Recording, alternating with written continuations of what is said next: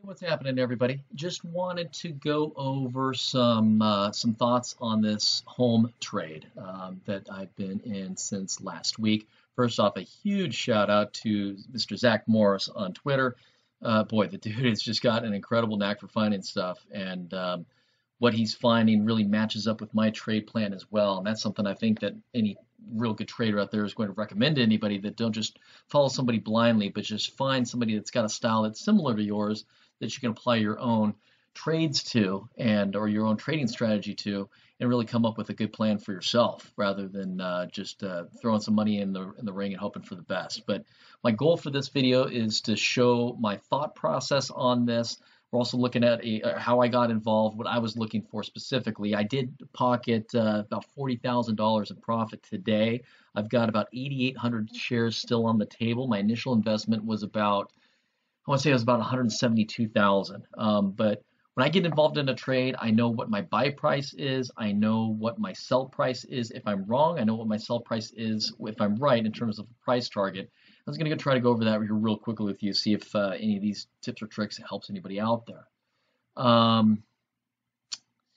Yeah, so anyways, what I like to do is looking at the daily chart right now. I preface it by this. I think this might turn out to be maybe about a 12 to 13, maybe 15-minute long video. But I think there's going to be some stuff in here that's going to be incredibly valuable in terms of what we're looking at with these types of momentum plays. I'm primarily a price action trader. So price action and violations of support and resistance levels is what drives my decision making. There are a lot of guys out there that are momentum traders. They just jump on stuff that is moving with great momentum, and there's definitely room in this world for both. And I like to apply the momentum in terms of a trend continuation trade to my price action strategy. And where that really comes into play is if you're looking at something that's really on a nice run with trend continuation, I'm going to go through a strategy, what I'm looking for on a pullback, of how to get involved in this trade if the train's leaving the station, so to speak, and you want to jump on board, but you want to jump on board with least risk and the most benefit to the upside, the potential benefit to the upside. How do you do that? How do you jump on board of something that's running real nicely? I'm going to go over that in this video, and I think this is going to be pretty valuable for a lot of people there. So I don't really know, in fact, I don't know exactly what Zach looks at for his picks, but I think what he was looking at with this one, I'm looking at it on a daily. I like looking at things on a daily chart just to give a nice broad overview of what I'm looking at. But what I'm going to do is going to drop it to a 4-hour. I use primarily the daily, the 4-hour, and the 1-hour for all my trading. And I'm going to look at it from a 4-hour perspective. In fact, you know what? No, let's go from a daily. And we can see right here that this thing looks to bottom out real nicely. We got this long downtrend right here, this long first move right here. That was all through March, disaster, part of February as well. And what it did right here is it put in a nice double bottom right here. So double bottom tends to indicate a trend reversal. So I think that's one thing that he was looking for. The other thing I think he was looking at right here, if I take that out of the picture for now, I think we're also, I'm going to move it to 4 hours, a little bit easier to see. So I think what we're looking at here, and this can be subjective, but this is how I see it as a cup and handle type trade. That's going to be your cup, and then the handle is forming right down here. So a little bit of a cup and handle. I think that's what he was looking at as well. The other thing too that he was looking at right here is the volume that was starting to increase here as well. And you can see he bought on this day right here. I want to say it was May 12th. So this volume that starts coming in, if you start adding it all up, you've got a double bottom, cup and handle, increase in volume, which I think is a huge indicator for a lot of these great traders that are on there. I think that's something that he was really looking at right there. So, Zach, if you're out there, if you want to comment, I would love to hear it. But I think that was overall what he was looking at. A lot of buying pressure starting to come in right here. So as I'm looking at it right here, the thing that really interested me, or what I wanted to see have happen, was you've got, and I'm drawing it right here on the top of these candle wicks, you got a lot of resistance happening at this $3 even handle mark. Now, one thing that we need to consider with even handles are they're very psychologically strong. So you can see right here, price action dropped down here, came back up, it tested that $3 mark once, it was rejected, came back up and put in a little bit of a lower high. But right here, you can see that it's starting to put in, you've got an initial low right here, okay? You've got a higher low, and it put in a higher low right here, and then a higher low right here. So we're building up higher lows right here, which is a nice bullish sentiment after putting in that double bottom, okay? But it keeps getting rejected at that 3 level mark. Like I said, it was rejected once right here, rejected twice right here, rejected 3 times right here. In fact, if you look at the red candles, it was actually rejected a total looks like 6 times. So we keep getting rejected at that $3 mark. What I was really looking for is a break above structure, but I decided to take a position after Zack did when it got to making it a higher low right here. I think right around here, I think is where I got involved. And I looked at it as a break of that 3 level was going to be imminent, and I thought it was probably going to be with volume as well. So took that position, and today we get that break, and it's on high volume within the first hour. Was trading an incredible amount of shares. The first 4-hour block of time was 4.321 million shares traded, which was fantastic. So we get a break above, close above that $3 mark with volume, very bullish mark. So now we put in a higher high right here, and we're looking at a retest. Now, one thing that I forgot to mention that I did do is this little green shaded area. It's something that I've had in drawn in for a while. That's the only thing that I left in drawn in for this purposes of this video, because I want to show you how I got to this area right here. And this is an area that I'm considering as a potential reversal zone, not a termination of the move by any stretch of the means. I think we've got a lot of room going on this move, but this is an area that I see as a potential turnaround zone or a kill zone, where I look to take profits, look for a pullback, and then looking to jump back on the trend. I'm going to show you how I'm deciding to do that. So one thing that I really like doing, and if I remember to put a link in my description, I'm going to do it, in terms of how to use Fibonacci retracements and Fibonacci extensions. I think that there is an incredible place in trading for the use of both. They're not how should you say, magical or magician worthy by any stretch of the means. It's just a nice tool in the toolbox to have to use. And one thing that you can see, when I know I'm going kind of fast because I want to stretch in a lot of material in a reasonable period of time. So what I would do here is draw a retracement from the highest high of this move to the lowest low, which is going to be right here. And that puts up my Fibonacci numbers. And the main Fibonacci numbers that I'm looking at are my 382 retracement right here and my 618 retracement right here, the 618 being known as the golden mean. 50% is a significant number as well, but it doesn't play into Fibonacci. It's more associated with Dow theory, which states any move that you have, more often than not, you're going to retrace 50% of that move. But the two main Fibonacci numbers, like I said, are the 618 and the 382. Take a look at where things were turning around today, where things kind of stalled out today, lined up perfectly right at the 382. 382 came in at 356. Our high of the day today was 357. So that's one thing that I'm looking at in terms of the end of a move, but there's a lot more to it than just drawn in a single fib. So one thing that I'm looking at too, and I am going to draw this in, or I'm actually going to go to a 1 hour time frame now. So for those of you that don't know, a 1 hour time frame, every bar that I'm looking at here is 1 hour worth of trading. 4 hour chart is every bar is 4 hours worth of trading, so on. So one thing that I'm looking at right here is I start to draw Fibonacci extensions. Let's say that we're taking a look at this move. I started looking at it down here. I'm thinking this thing's going to pop above 3. So I started looking at price action right here. I'm using basically an if this then that syntax. So if price action breaks above 3, where am I looking to peel off and take profits? Where do I think price action is going to stall out, which would be a good place to take profits? Now, one thing I could do is draw a Fibonacci extension, which is going to be an extension of this previous move right here. So to draw an extension, I go from my lowest low to my highest high and back on in. And we can see that I get a 1414 extension right inside that box. Okay, that's one thing that I'm using as well. I'm going to draw another fib extension that highlights this last move right here.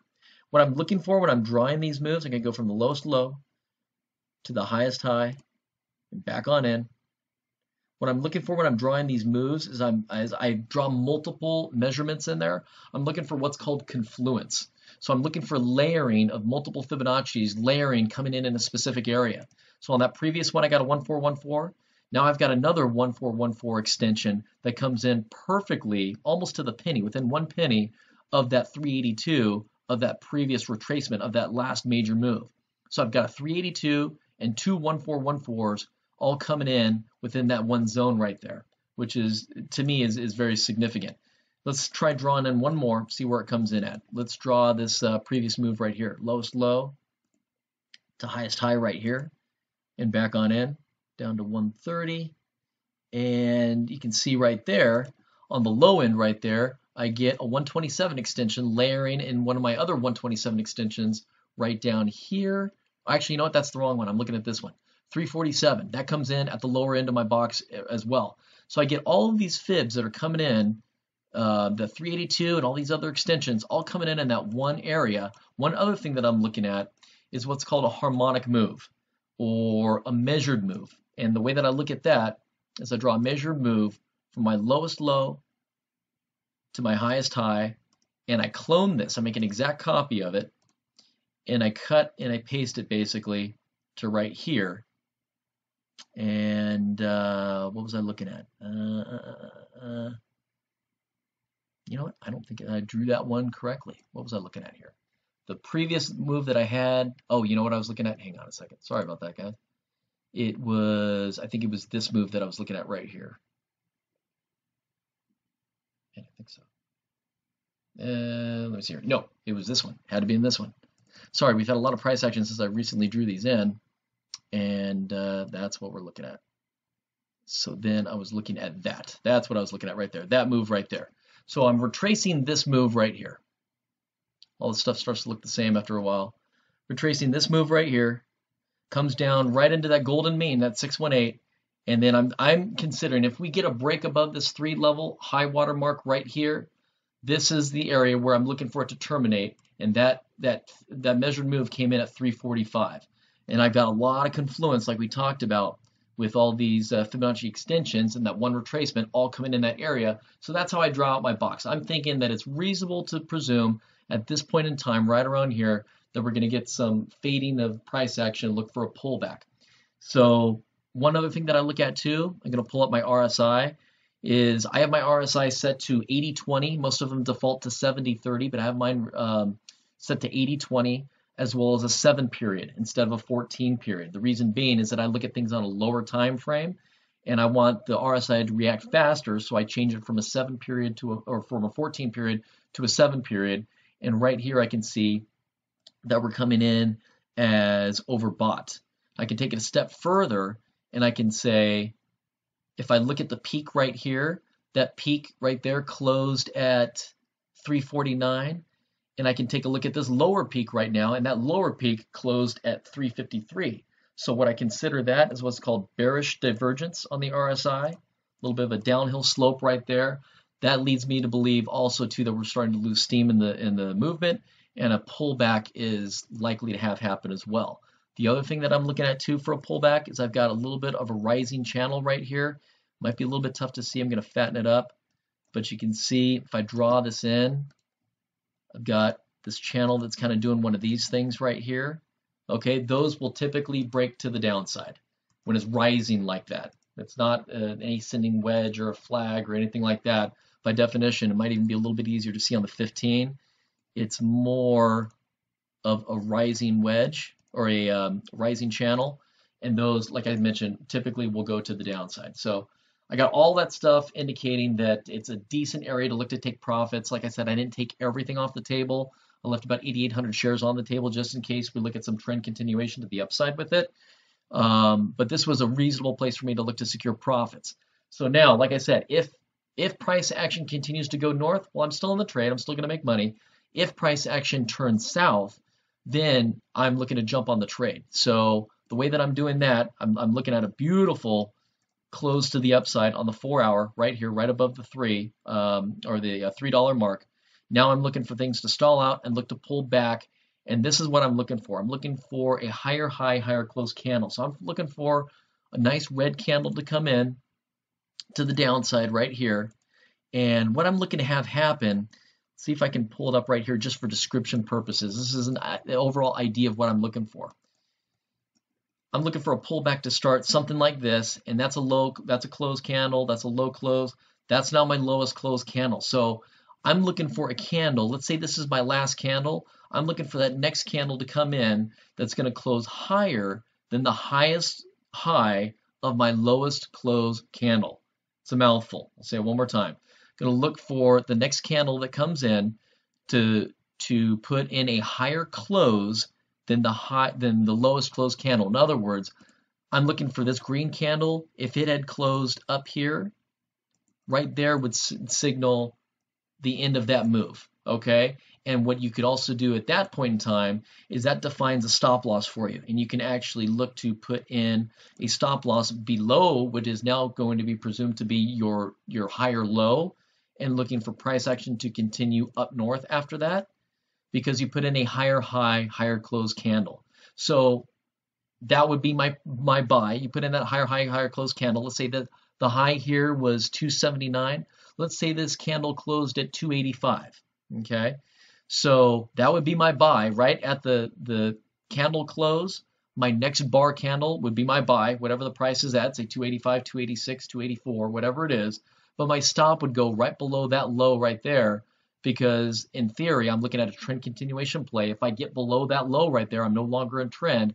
I don't want to be in that trade. So this type of strategy defines a stop loss for you below that low, and lets you continue on with the trade. So let's try to find it right here. That's your lowest close candle, and you can see this lowest close is at 248, and this candle eventually closed above the highest high of that lowest close candle. It closed at 266.